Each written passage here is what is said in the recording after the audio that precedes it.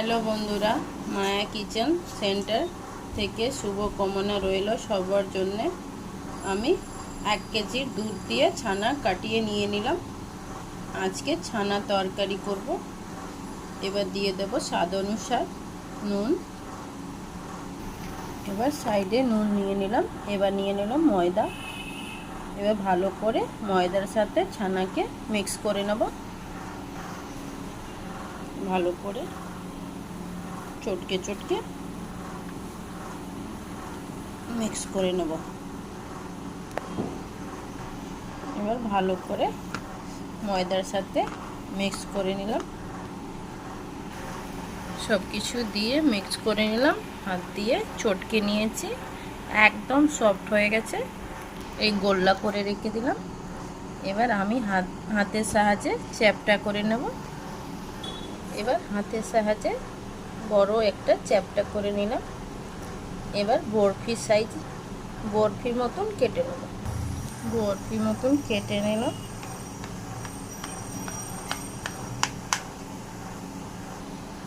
এবার আড়ে আড়ে কেটে নেব।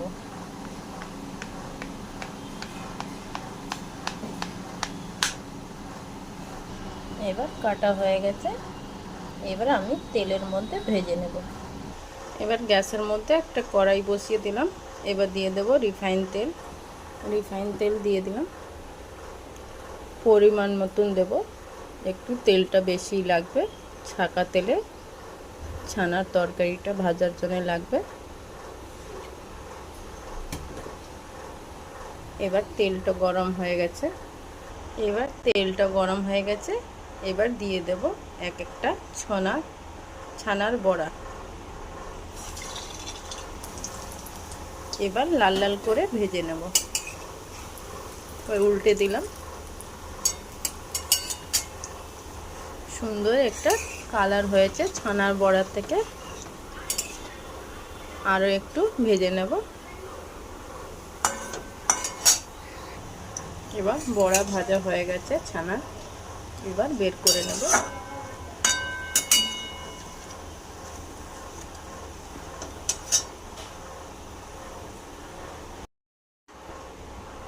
ছানা বড়া ভেজে নেব, লাল লাল করে ভেজে নেব।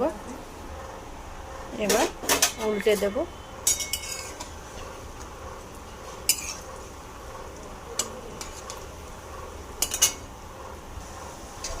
ছানার বড়া ভাজা হয়ে গেছে। এবার আমি বের করে নেব। সমস্ত ছানার বড়া ভাজা হয়ে গেছে। আমি বের করে নিলাম কড়াই থেকে। আমি আলু ভেজে নেব। আলুটা আগে থেকে কেটে রেখেছিলাম। ছানার তরকারির মধ্যে আলু দেব দুটো। আলু ভাজা হয়ে গেছে।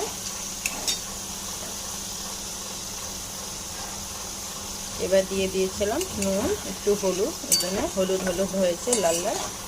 এবার বের করে নেব। এবার দিয়ে দেবো একটা তেজপাতা, একটা শুকনো লঙ্কা, দুটো এলাচ, দালচিনি দুটো টুকরো দিয়ে দিলাম। কিছু মশলা পেস্ট করে নিয়েছি, আদা, রসুন, পেঁয়াজ, টমাটো, কাঁচা লঙ্কা, সব কিছু একসাথে পেস্ট করেছি। এবার দিয়ে দিলাম। মশলা ভালো করে কষিয়ে নেব। এবার দিয়ে দেবো হলুদটা দিয়ে দিলাম। এবার দিয়ে দেবো স্বাদ অনুসার নুনটা দিয়ে দিলাম। এবার দিয়ে দেবো একটু ধনে গুঁড়ো, জিরে গুঁড়ো দিয়ে দিলাম। এবার সব কিছু একসাথে কষিয়ে নেব। ভালো করে মশলা কষানো হয়ে গেছে। তেলটা মশলা থেকে তেল ছেড়ে দিয়েছে। এবার দিয়ে দেবো যে আলুটা ভেজে রেখেছিলাম, ওই আলুটা দিয়ে দেব। এবার আলুটা দিয়ে মশলা ভালো করে কষিয়ে নেব। এবার আলুর সাথে মশলা কষিয়ে নিলাম। এবার দিয়ে দেব মশলার বাটি ধুয়ে জল দিয়ে দিলাম। বেশি জল দিলাম না, একটু ঘন করে করব।